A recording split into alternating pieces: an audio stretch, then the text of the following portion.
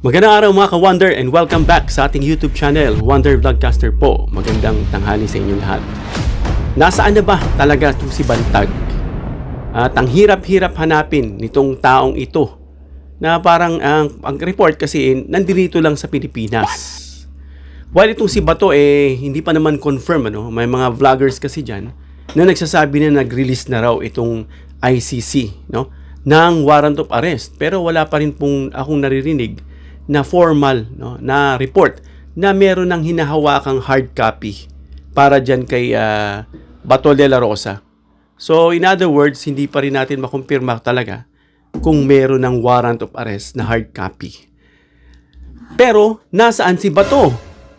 Nagtatago si Bato hanggang ngayon at hindi siya uma-attend sa session nila sa Senate na itong si Senator Trillanes ay magpa-file na dyan ng certain complaints para maputol yung kanyang sweldo kasi sumasahod po ito mga ka-Wonder kahit na hindi ito pumapasok. Ganyang katibay yung wala kasing naka-stipulate sa batas na pwedeng putulin o dyan sa kanila siguro sa Senado yung sahod ng isang mambabatas na naka-stipulate kapag ito ay wala sa mga sesyon. Ilang sesyon na sabi nga nagtatago itong si Bato at huling namataan yan sa Pampanga. Pero mga ka-Wonder, merong mga kumakalat ngayon na balita, although wala pa naman talagang official confirmation sa mga sasabihin natin ito. Pero kasi nasaan si Bantag at pinaniniwala ang magkasama raw sila ngayon ni Bato na tinatago raw ito umano ng isang malaking organisasyong relihiyon. Alam nyo na yun siguro yung tinutukoy natin dahil sa video ito panonoorin natin mamaya na although meron na tayong hint yan dahil nasabi na natin yan, napag-usapan na natin yan dun sa nauna nating video na kung saan ang resource person ay itong si Pebbles na sinasabi niya gusto nyong malaman kung sinong pumatay kay Bantag, hanapin nyo si Bato at may kinalaman daw itong Iglesia ni Cristo. At kung malaman daw yan ng mga taga-Iglesia ni Cristo, maniniwala pa ba kayo kay Manalo? So alam natin marami na tayong naririnig tungkol dito sa INC na sinasabi nila ito ay hindi talaga relihiyon, kumbaga isang organisasyon na business kung ano sinasabi nila. Well, hindi tayo makapagbigay dyan ng final conclusion kasi dapat kung yan ang iisipin at gagawin, dapat paimbestigahan yan. Kaya hindi tayo makapag-conclude dyan. Dahil ito po sabi pa lang. So dito sa video ito ay sinasabi kung saan nagtatago si Bantag na ang hirap-hirap hanapin. Prior nga sa sinabi ni Pebbles na may kinalaman daw si Bato sa pagpatay dito kay Percy Lapid. At kung gustong malaman, hanapin si Bato at baka raw may kaugnayan itong Iglesia ni Cristo. Background lang po, etong si Percy Lapid, kung hindi ako nagkakamali, ay miyembro din ng Iglesia ni Cristo. Si Bantag, miyembro din ba yan? Mga yan, parang ganun pong pagkakasabi. Well, panoorin natin itong sinabi ng isang netizen, although may background na to, galing kay Pebbles. Pero tignan natin yung kanyang nilalahad dito mga ka-Wonder at pag-usapan natin. Hindi po makita sa buong Pilipinas itong si Bantag noon pa man. Dahil nga po nasa safe house po mismo, Kala nyo, police lang tsaka militar lang ang may safe house, Meron pong sariling safe house. Ito pong si Eduardo Manalo para po sa kanyang mga kriminal na alipin na nagtatago. So sa madaling salita, kaya malabo pong makikita itong si Bato de la Rosa dahil siya po ay iniingatan o pinoprotektahan ngayon ng isang kultong reliyon na kung saan ay walang pakundangan na ginagamit ang kanilang reliyon para lamang yumaman o para lamang makakamkam ng napakaraming salapi gamit ang kanilang mga membro. So sa madaling salita mga minamahal ko mga kababayan, kahit pa umikot ang ating mga ahensya o ahensya ng ating gobyerno para hulihin si Bato de la Rosa at si Bantag, kung hindi nila papasukin hindi nila iimbestigahan o titignan o sisilipin yung mga safe house nitong INC, o mismo itong central, mukhang malabo pong makuha o makita ito pong si Bato de la Rosa. No? Malabo. Kasi ang nangyayari, hanap ng hanap, hindi nila alam, dinadaan-daanan na lang nila. Ang impormasyon pong nakuha natin o nakalap natin ay mula po mismo sa membro po ng kultong ito na nagsasabing minsan ay nakikita nila mismo sa loob ng Central. Ito pong si Bantag na kung saan ay tinatago po, itinatago po ni Eduardo Manalo. No? So ngayon, mga minamahal ko mga kababayan, base din po sa ating nakakalap na impormasyon, minsan, para hindi masyadong halata at hindi rin mainip itong sila Bantag, inililipat po sila sa isang lugar na kung saan pagmamayari pa rin po ng kultong ito. So, sa madaling salita, mga minamahal ko mga kababayan, hindi lamang po isang lugar o dalawang lugar na pagmamayari po ng reliyon na ito ang pinagtataguan po ni Bantag. At ngayon ay pati si Bato de la Rosa. Sa madaling salita, itong si Bato de la Rosa at si Bantag ay magkasama po ngayon. No? Magkasama po ngayon. Ngayon, kapag nahuli po itong si Bato de la Rosa, tiyak na dyan din po si Bantag. So yan po mga ka-wonder, ito'y nasabi na nga ni Pebbles noon na pinag-usapan na natin. Alam niyo po, yung Central, nandirito lang yan sa Quezon City. Alam niyo naman, dyan yung banda sa paglagpas lang ng Luzon, yan yung Tandansora. Napakalaking property niyan, malawak yan mga ka-wonder. At dyan daw mismo namataan, ayon sa miyembro ng Iglesia ni Cristo, namataan nila dyan si Bantag sa loob. At kung kaya raw hindi makita-kita, talagang tinatago. No? Malawak naman yan. Pag naboboard daw, dinadala rin sa isang property na kung saan pag-aari din daw ng INC. Kung totoo man yan, dapat imbestigahan na yan ng gobyerno ngayon. Dahil alam natin na kahit na ang Estado, ang relihiyon, no, the state is separated from the church is separated from the state. Kaya hindi dapat nakikialam. Sa ganitong sistema, sitwasyon, kung yan ay totoo, kasi matagal na yan natin naririnig, bakit hindi iniimbestigahan yung mga ganyan? No, ganun ba kakapangyarihan talaga itong Iglesia ni Cristo with their just less than 4 million compare sa Catholic na 84 million, no, and other religion na mas marami pa? Bakit hindi imbestigahan? Kasi mananatili po itong sabi-sabi lang kapag hindi iniimbestigahan. Nasabi nga nitong lalaking to, si Epipanyo, na nasa loob, baka mamaya magkaroon na dyan ng search warrant sa loob niyan. At yun na nga, baka naman ilipat daw, no? Hindi natin masasabi nga, kasi nga hanggat hindi yan nagkakaroon ng formal na aksyon, mananatili lang itong sabi-sabi. So sinasabi rin nila na may warrant na to si Bato, hindi pa rin natin nakikita yung hard copy nito. Kaya nga mga ka-wonder, kung ito po ay merong probable cause, kung nakikita natin na may posibilidad, dapat aksyonan na ito ng gobyerno. No? Dapat dyan silipin na para maituwid na. Kasi kung ang isang problema na maliit, kapag hinahayaan mo lalong lumalaki. No? Ang hirap naman talaga hanapin itong si Bantag. Nakala mo malapusa na hindi mo makita-kita. Nandirito lang naman siya sa loob ng Pilipinas. Gaya nga ng pagkakasabi, nasa safe house daw. Kay hirap talaga makita yan. Lalo na kung malaki yung compound, papasyal-pasyal lang dyan. Dahil nga doon, naispatan nga na mataan. Sana magkaroon ng formal complaint na mag-file na ng search warrant at para madakip na itong si Bantag na napakatagal na dahil siya po yung susi para malaman yung tungkol sa pagkamatay ni Percy Lapid. Meanwhile, mga ka-wonder, itong si Chavit Singson naman na tila talagang bitter na bitter dito kay PBBM and nagli-lecture dito sa isang lugar sa Davao na sinasabi niya kung paano tumatakbo yung korupsyon at ang dinidiin niya si President Marcos. What? Alam naman natin yan. No, na iilan lang ang sumasakay dyan. Yung mga, alam mo naman yun. Yung mga very gullible na walang sariling processing unit sa utak. Na kapag nakita lang sinasabi, oo nga, no? Oo nga, no? Alam mo yun, yung madaling mauuto, yun yung nire-reach out nila. Yung hindi kayang mag-isip at mag-imbestiga at mag-research at tumimbang. Yung bang talagang pag sinabi mo, yun na, close na sa kanila yun. Yun, ang ginagawa niya ngayon, syempre, auxiliary yan. Sa tulong pagpapabagsak, kasi nga, papatalsikin nga nila si PBBM eh. Meron silang isasagawang rally, one time, big time, na gustong itapat nga dito sa ika-40th year anniversary ng EDSA Revolution, ano? Sa pagpapatalsik daw dito sa father ni PBBM.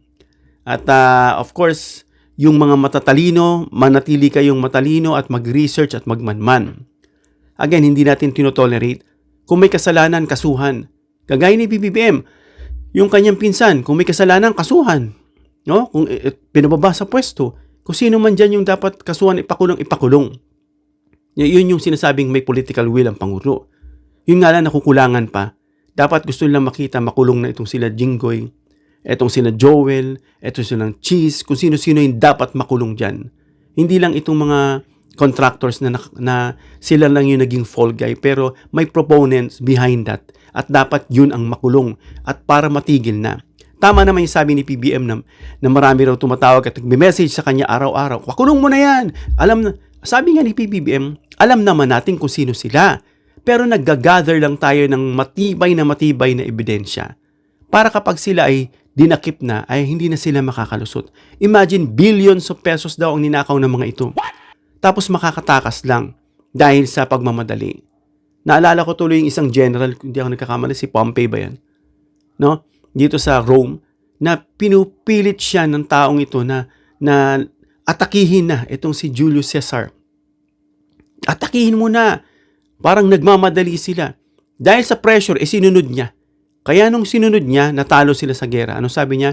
Hindi na ako makikinig kahit kailanman sa mga udyok-udyok. The same thing. Dapat dito pinag-iisipan at tinitimbang ng gusto. So yun mga ka-wonder, no? Busy itong si Chavit ngayon. Dahil isa rin dyan, kung naalala niyo yung Metro Walk na hinahamon siya ni Pebbles, na ilabas niya yung GLOA, yung Certificate of Land Ownership niya, no? Yung title dyan. Dahil naniniwala nga na hindi yan sa kanya. At tahimik dito si Singson. Hinamon pa siya ni Pebbles na magkita tayo in public. Ipakita mo yung dokumento at may resibo rin si Pebbles na hindi yan kay Chavit Singson. So hanggang ngayon, hindi siya makapiyok. Ngayon, ito ay dinedevelop, itong property ng Singson dyan. Pero ito po ay rental na may agreement sa gobyerno para dito sa Metro Manila Subway Project o yung MMSP. Ito ay hindi full acquisition or surrender. Yung family pa rin sa pamamagitan ng LCS, yung Luis Chavit Singson Group, ay pag-aari pa rin nila ito. No? Pero yung specific na 12,752 square meters dyan, nililist dyan para sa Ortigas Station. So ito ay eminent domain. So kahit sa iyo yan, kapag iyan ay kailangan ng gobyerno, wala kang magagawa. Pero ito ay list lang. Dapat nga imbestigahan din yan kung talagang kanila yan, sabi nga ni Pebbles. Na pag nalaman, lahat ng nakamkam ni Chavit dyan, na list sa kanya, na pakinabang niya, dapat ibalik yan sa gobyerno. Kaya dapat imbestigahan din yan, sabi nga ni Pebbles. Bakit hindi iniimbestigahan itong si Chavit dyan ng ICI? Bakit hindi nyo imbestigahan? Untouchable ba talaga? Takot daw ba talaga kayo kay Chavit? Na may selective pa rin hanggang ngayon? Bali-balita, ayon dito kay Pebbles, magkakabarkada raw itong si Magalong, si Chavit, at saka itong may isa pa siyang sinabi, na magkakabarkada raw yung mga yan. So sana makita ito ni PBBM. Tinatag natin si PBBM sa videos natin. Sana mapanood niya at malaman niya. Kasi yung iba, nalalaman ko kapag tayo ay nagpupush, start tayo rito kay Irene Araneta na mag-president. At ngayon, nakikita natin maraming mga nagsisipost na Irene, ganito, Irene. No? So natutuwa tayo, although hindi pa tayo ganun kalaking channel, kasi nag-shift lang po tayo from combat sports into political niche natin. So technically, hindi tayo ganun kalaki. Pero I'm happy kasi marami pong nag-view sa atin, nanonood, despite na ganun pa lang talaga ang ating subscribers, because yung ating subscribers na iba ay galing po yan sa dati kong channel, dati kong niche, no? So anyway, balikan natin itong si Singson. Medyo yung project niya, yung kanyang pag-aari dyan na pagpapatuloy ng business, medyo nauudlot ayon sa mga narinig natin, the way they see that. Pero kasi naman ito ay uupahan ng gobyerno. Gagawin kasi yan part nitong sinasabi nga nating subway na tinagurian nga si PBBM na hari ng Philippine National Railroad. Siya ang pinaka-guru dyan dahil ang dami niyang napapatay yung mga railroad. No? Yung MRT-7, yung MRT-3 ba yan?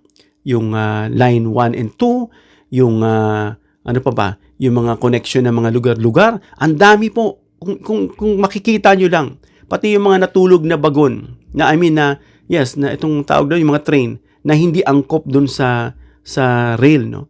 ng bansa natin, na natulog lang, yun, ginawa ng Pangulo at nagagamit na.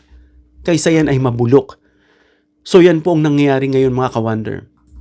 Na kaya galit itong si Chavit, dahil nga dito sa issue ng Metro Walk na yan. Plus yung issue pa niya dyan na hindi siya napagbigyan. Kaya siya ay galit na galit ngayon. Na tila parang nanawagan nga siya ritong ng isang rally na akala mo siya ay champion anti-corruption. Coming from that person na alam natin ng record, tanga na lang kayo kung talagang kayo ay sasakay sa kanya. Dapat kasi, imbestigahan din itong si Chavit, although kinasuhan ito ng plunder and graft. At sana magsilitaw pa. Yan dyan sa Davao, may mga kaso rin dyan na nagagalit sila dyan kay Chavit, no? Sa ginagawa niyan. Yung mga napakinabangan niya way back dyan sa Ilocos Sur. Yung mga excise tax dyan na sinasabi nila na nakakupit ito, no? Yung kung ano-ano mga proyekto nila dyan, yung mga market, etc. etc. Kaya ito si Singson ngayon ay isang bilyonaryo na talagang ang yaman. Na every time nga may mga presidential election, talagang sumusuporta yan. Ang tanong nila, bakit? Siyempre, kailangan pa ba i-memorize yan? Of course, para maproteksyonan din daw siya sa mga ginagawa niya. Hindi ganun ang nangyari kay PBBM. Akala kasi nila kaya nilang hawakan sa leeg si PBBM, itong mga Duterte at itong mga nakapalibot sa kanila. Nung hindi sila napagbigyan, nagalit na sila. Yan, sila Sara. No? By the way, itong paikot-ikot na natutulog na ba to? Hindi ba rin ba to na imbestigahan? Although, hindi naman to ganun kalaking issue, no? Na itong nakita kong picture dito na naman na dumaan, na itong si Sara daw ikinasal dito sa isang babae, na ayon dito sa babae, totoong kinasal daw sila. Pero yan nga is, hindi pa rin yan konkreto hanggat hindi yan napaimbestigahan. Bakit? Anong role dyan? Etiketa po yan. Pwede po siyang masilip dyan when it comes to ethics. Ano ba talaga ang leader natin? Ano ba talaga ang kanyang kasarian? Ano ba talaga siya na mismo nagsabi, no, na minsan, siyempre, sabihin niya, joke lang yan, gaya ng tatay niya na mahilig mag-joke. Ganun lang ang palusot nila, joke, no? Hindi joke kapag hindi nahuli, kapag nahuli, joke na. So, dapat imbestigahan din yan kasi hindi po pwede yung ganun. Marami pong magre-react dyan. Although this is not against LGBTQ, we are just pointing to the president na may identity crisis ba siya. No, although may sinasabi rin dyan na meron siyang narcissistic disorder. Na, kung ganyan, kung kahit sabi lang yan, nakaka-alarma po yan mga ka-wonder na we will let someone to lead us with that kind of mental capacity or mental condition. Hindi po pwede yan. No? Minsan napapanood natin siya, nagsasalita si PBBM na napakahusay ni PBBM talaga mga ka-wonder. Walang script, talagang statesman. Kala mo, kung makapagsalita, kung makatayo, kala mo, kitali-talino. Pero tingnan mo kung magsalita, nakascript, mali-mali pa. Kaya minsan yung pagpapahype nila dito sa Duterte, nitong mga iilan na hindi nag-iisip. At saludo sa mga nagising na, sa mga natauhan na, pinapalakpakan ko kayo. Kilala ko kayo, yung iba sa inyo. At yung hindi pa, na naaamoy ko kung bakit na hanggang ngayon talagang taling-tali at sinisiraan pa rin si PBBM. Kilala ko rin kayo. Alam ko kung bakit. No? Yung kinakapitan nyo rin kasi, yung mga nagbibigay sa inyo ng mga promise, may record din na masama. Alam natin yan. Hindi ko na kayo babanggitin kung sino kayo. So yun mga ka-wonder, ito yung balita ngayon na nasaan si Bantag? Nakatago ba siya? Tinatago ba siya ni Manalo? Comment down below your opinion. At itong si Singson, dapat imbestigahan yan mga ka-wonder. Hanggang dito lang tayo mga ka-Wonder. Comment down below your opinion. Give me a thumbs up if you like this video para ma-introduce ni YouTube sa iba pang viewers. Please share this video para malaman nila yung pinag-usapan natin kung tinatago ba si Bantag at si Bato at yung Metro Walk dyan na property ng LCSA kay Singson ba talaga. And don't forget to subscribe, hit the notification bell icon, and choose all bilang suporta sa aming mga content creators. Hanggang sa muli mga ka-Wonder. God bless!